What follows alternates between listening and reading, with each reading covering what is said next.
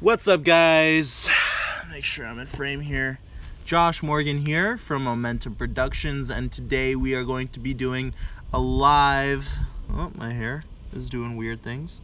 We're going to be doing a live flight training of the DJI Phantom 4, so we're going to be going over, how to fly in ADI mode. That's a big thing. A lot of people ask me questions how to fly in ADI mode, because sometimes you need to take over.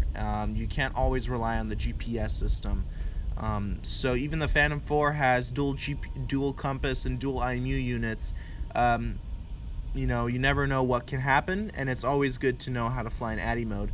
Also, I'm going to teach you some cool camera moves for cinematic quality shots. So we're going to go over that, and any other things that we have time for while we're in flight, I'll teach you.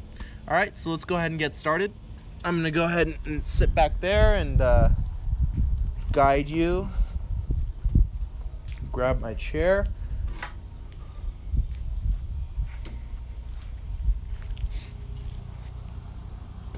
A lot of helicopters flying around, so I don't know if I'm going to go too high today.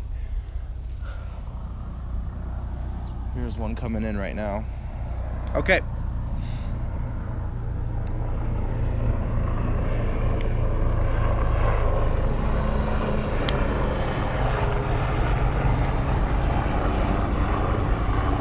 Wow, 2 of them at one time just now.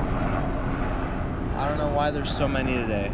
And before I started the live stream, like 3 flew by. Okay, let's go ahead and start up the motors and take off. The home point has been takeoff.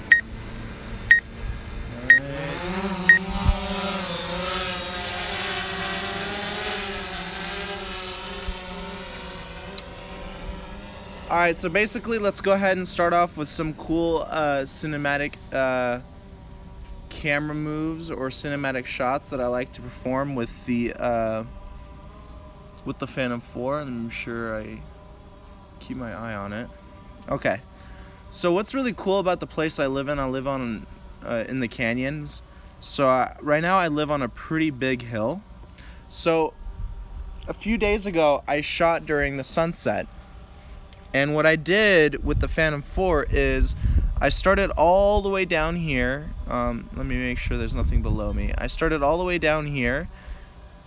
Go down, down, down, down, down. It's always good. If you have the Phantom 3, you might not have as sensitive VPS system. So it's good to always point the camera down to make sure what's below you. I'm just going to go a little down here. I'm already detecting some trees here with my optical avoidance sensors. See, it's a little too bright here, so let me move away and go here. So basically I'm going to do what is called a revealing shot. Now the sun might be a little bit of a pain to work with right now, since it's pretty high up in the sky still. But basically what I did a few days ago is during the sunset, what I did a revealing shot. So basically I did a boom shot. Basically the Phantom 4 was lifting up over this hill, and I was revealing my home and the sunset. So it gave me a really cool shot. So basically let's start with something simple. Let's just do a plain boom shot. Let's keep the Phantom 4 static and only change the altitude. Let's not change its actual position, just the altitude, okay? So leave the camera as it is. You're not going to see any props in this footage simply because we're just going up and down. Press record. Right, I'm recording right now, and we'll just do a simple boom shot, a revealing shot of the home and the sun. Now I know stuff's going to be overexposed and looking weird, only because the sun is not in the perfect position, but this is just, just a way to show you how I like to perform certain shots. Like a revealing shot is really, really pretty. And a few days ago when I did this exact same shot, the sun was actually behind the mountain, or going behind the mountain, so it was like a little sunset. So I thought that was pretty cool. So let's go back down. Let me show you another good shot that I like to do. Let's add some complexity to it. So what's going to happen is I'm going to bring the Phantom 4 down. And this is actually a shot specifically I depend on the sensors for too, because the forward collision sensors, because what I'm going to be doing is I'm actually going to be moving forward, getting pretty close to some obstructions, and changing altitude at the same time. So I'm going to make sure I'm not going to hit any trees here. Okay. So what's going to happen, I'm going to move forward. Let me press record. Always press record before you start doing the shot you want. I'm going to move forward and change my altitude. Go up in altitude and do a nice reveal. Alright. So that's another important one. Let's do it again. Let's do a better job. I wish the lighting was better, but the sun is just too high up. And I don't have any ND filters with me right now, unfortunately. On my Inspire I do, but not on the Phantom 4. So I'm going to go pretty low here. Okay. You know what? Maybe we can do it on the other hill. It's not going to look as cool though, but basically what the shot's supposed to look like is we're going forward, right? And we're going up in altitude and we're doing that kind of reveal, right? So let's say my house was behind this mountain here. It would be a pretty cool reveal, right? So let's try it even with the bad lighting. Let's just see how it's going to look like. So let me come back down here. And I rely sometimes on the forward collision sensors because I do get pretty close to the, I have these pillars. I get pretty close to them. So I want the sensors to do their job and avoid it while I focus more on the camera move. So I don't really want to rely on myself for obstacle collisions because, you know, that's why they put in the sensors here.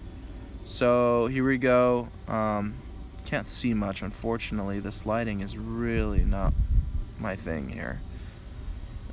Let's see if I can change the...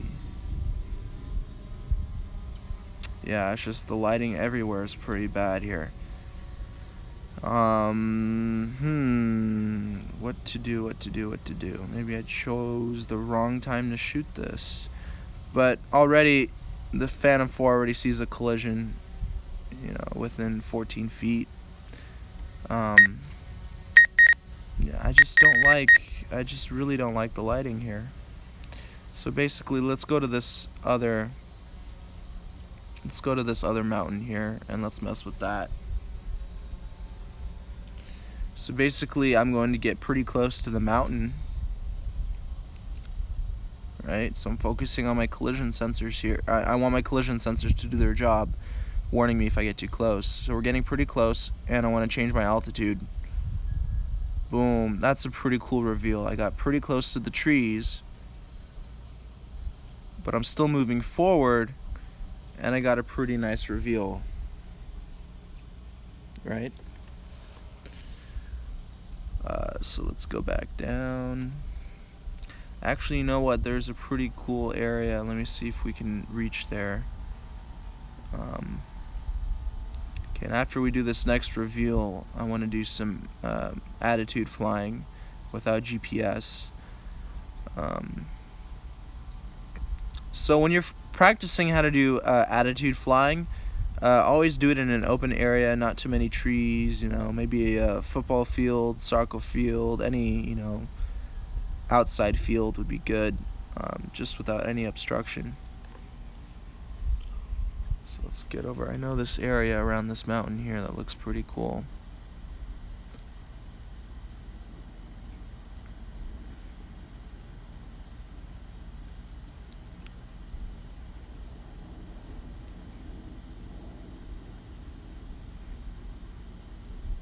Okay, here it is. We can practice a reveal here, and let's see what comes of it. So I'm going to go down in altitude. I'm going to get pretty close to the ground. Hopefully my transmission won't go out, so you guys can still see everything. I'm going to get pretty close here. It's getting pretty fuzzy. Yeah. Unfortunately, it's getting pretty fuzzy here. Maybe we can... Okay. So let's go forward, change altitude, and do a nice reveal over the mountain. sorry, just picture quality is probably not going to be the best right now since it's a little fuzzy. But a reveal, you know, never be scared with the Phantom 4 especially to do a reveal, getting close to the mountain and changing altitude to do a reveal behind the mountain, because revealing shots are really, really cool shots, especially for real estate, you know, that kind of cinematography. So I would never be too scared to do that with the Phantom 4. Even with the Phantom 3, I mean, you know, don't always be too scared to do something, because that will avoid a pretty cool shot. So let's get back down to my area. Let me go in sport mode so we can get there faster. So here we see the propellers in the shot. I wish they offered a sport mode in ADI mode. Is that possible? Actually, yeah. Okay. Alright, they do that. So when you're in ADI mode, you're also in sport mode. You don't, you know, your obstacle avoidance is turned off, so. Yeah, okay. So let's get down close to the ground here, and I'll show you how to do things in ADI mode. Let's go away from the sun. We're getting some weird shadows with the propellers. So when you're in ADI mode, what I really like to do is, you know, in ADI mode, you are going to have to learn how to compensate for drift. So let's go ahead and switch into ADI mode. I'm turning off GPS. And a good way to determine drift is not only by looking at the Phantom, but with your gyroscope monitor too. By tapping the right corner of the map, you're gonna go into your, you know, your compass and gyroscope monitor. So basically, when you're in GPS mode and you're looking at your gyroscope, you can notice the gyroscope tilting in a certain direction. That means that the Phantom 4 is using the IMU to keep the flight level and to keep its location the same at all the time. But when you're in ADI mode, you need to control this tilt, and you need to compensate for the drift. So what I like to do, I use my thumbs on the sticks. I don't use 2 fingers like most FPV pilots do, because I just feel more comfortable using my thumbs. And I gently make movements with the sticks. So if my Phantom is drifting to the left, I make a few movements, or actually just one solid movement, you know, one subtle movement with the right stick and bank right, just gently, just enough so it can stay still and compensate for the wind. Same thing if it's moving backward or forward via wind. I want to be able to either go backward or forward with my left stick and compensate for that. Okay? Or I'm sorry, forward and backward with my right stick, not my left stick. So if I just, you know, I'm not touching the sticks right now. You can tell that the Phantom is drifting to the left by looking at the screen. So what I'm doing right now it's not drifting anymore. It's actually staying pretty stable right now, because my right stick is controlling going right, going left, and going forward and going back. So I'm using very, very subtle movements right now, and the Phantom is barely drifting. So I'm keeping it still. Alright, so let's go back. Again, to practice in ADI mode, always use an open field.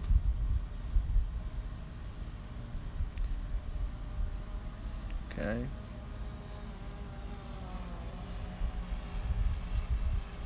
Alright, let's try again right here. So in case you do lose line of sight with your Phantom and you're in ADI mode for whatever reason, just keep your eye on the screen and maybe look at a certain bush or something that's in your shot, and use that as a way to determine which way you're drifting. And if you lose the bush out of frame, get that bush back into frame, and that way you'll make sure that the Phantom 4 is not drifting. So keep an eye on something specifically in frame and make sure it stays in that same area in that frame, and that way you'll avoid the drift. So I like to do that. Right now I'm staying pretty steady. I'm not drifting anywhere. keeping my right thumb on my right stick and compensating for the wind. See, I'm not drifting anywhere. Going a little backward, I'm going to push the stick forward a little bit, and I'm staying in the same spot. Alright, let's go back into GPS mode. Let me talk to you about landing in ADI mode. Landing in ADI mode is a little bit more difficult. With the Phantom 4, it's actually pretty straightforward. You know, you still want to compensate for drift. When you get low enough to the ground, the VPS sensors kick in. Sometimes, though, they're not able to track the ground because sometimes there's not a visible pattern. So you will have to still be able to compensate for the wind and the wind from the propellers. So remember that. With the Inspire 1, it's a lot more difficult to do that. Landing in ADI mode, it's still possible, but still very difficult. You have to be a little bit more cautious because the Inspire 1 motors are very, very powerful. So it's going to create a lot of backwind. I think that's what it's called, backwind. So you wanna keep that in mind. All right, so let's come in for a landing. I always like to do a smooth and soft landing. By the way, if it's not called backwind, please correct me. I always get my terminology sometimes. Sometimes my terminology is a little off. But whatever it's called, please let me know. I forgot the proper word. Keeping proper orientation is always important, so I like to look at my compass and look at that red looking arrow with the green. The green symbolizes which area, which place the camera's looking at, and the arrow obviously represents the aircraft, which way the aircraft is pointing. So if you're flying back, make sure the arrow is pointing towards you or your home point. So let's bring it in down for a nice soft landing. Always, when you're landing, you always keep your eye on the Phantom, nothing else. Don't even look at your screen. Always keep your eye on the Phantom. Nice soft landing. Don't be scared. Nice soft landing. Here we go.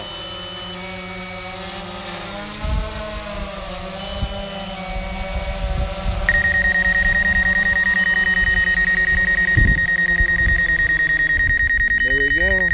Landed. Very nice. And that is how we do it. Awesome. So I hope you learned something from this live Phantom 4 training. If not, I'll do more.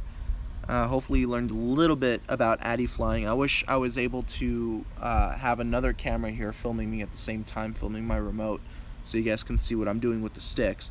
Hopefully they come out with the feature for YouTube that allows you to do that. But right now, I hope you enjoyed this live flight training. If you have any questions, comment below. If you have any requests for future videos, please also comment below. And I cannot wait to see what you guys will do with your own Phantom 4. Alright, I will talk to you guys soon. Take care.